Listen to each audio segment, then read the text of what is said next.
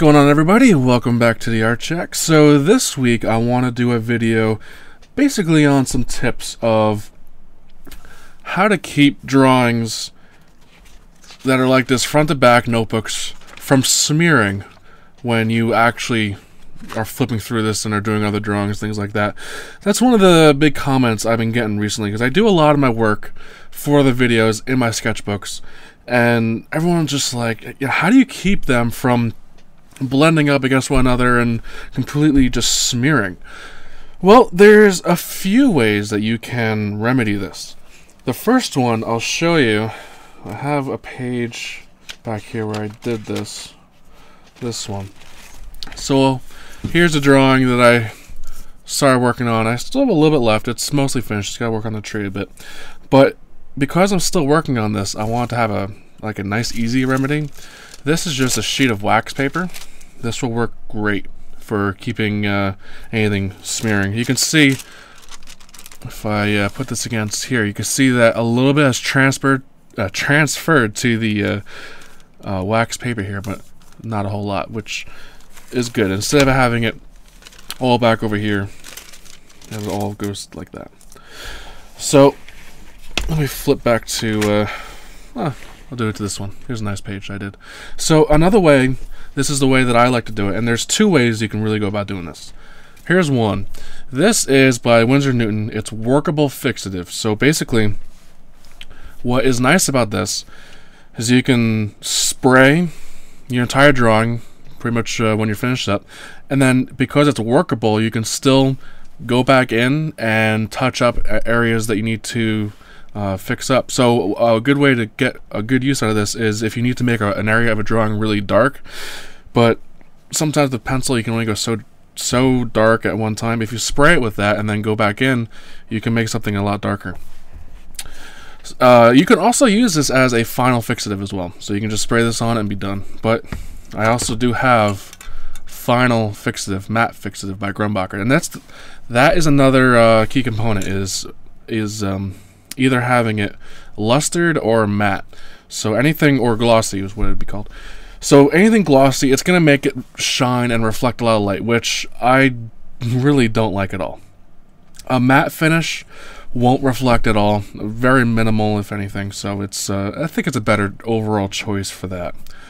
Now the other thing is, a lot of people will ask me if Hairspray is a good way to fix your drawings. I've looked this up, I've read reviews of people that have successfully been able to do this, but it worries me.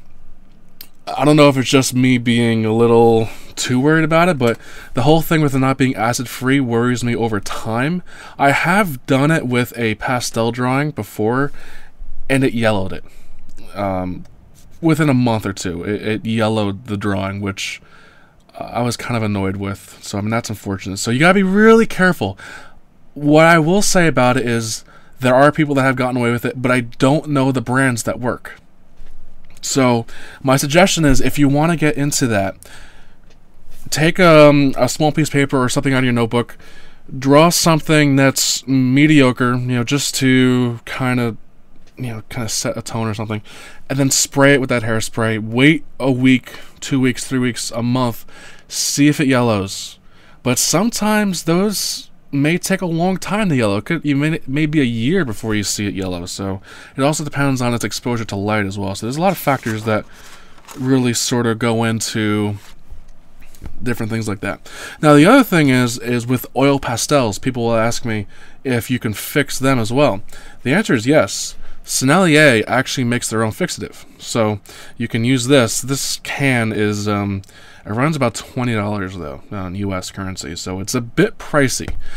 But here's the thing, this is a workable fixative as well, but the thing is that wax pastel, because of the wax, it never really fully cures and dries, so it's always going to have some sort of workability to it. So you just want to keep that in mind.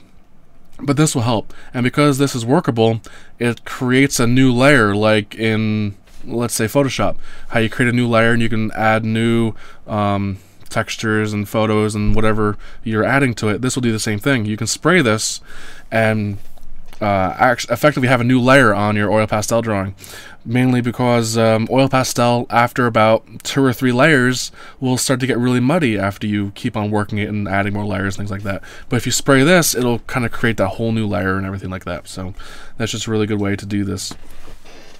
Let me grab my oil pastel drawing. I'll explain what I did. So here is that one that I did, the Northern Lights. So this one, especially in the mountains, I use black paper mainly because when you kind of let the oil pastel flow, it'll break and leave the black marks behind, things like that. But I sprayed this so that I could add more texture to the back sides of these mountains, and same with over here, to really add a lot more depth and volume to it. So it's just another way you can kind of get things done, and different ways to approach things like that. So it's just one of those things. I have a bunch of stuff that I worked on in here. Here's the snow-covered tree stuff.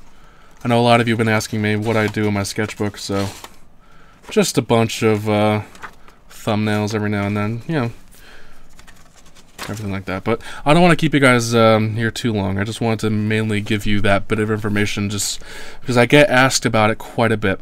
So if you have any questions, like more tip-related videos, yeah, as far as different processes that happen during a video, or during a drawing rather, or just things that you don't really see that you're just kind of curious about, just let me know, and I may just make a video about it. Alright everyone, I want to thank you all very much for watching, and I will see you all later. Take care.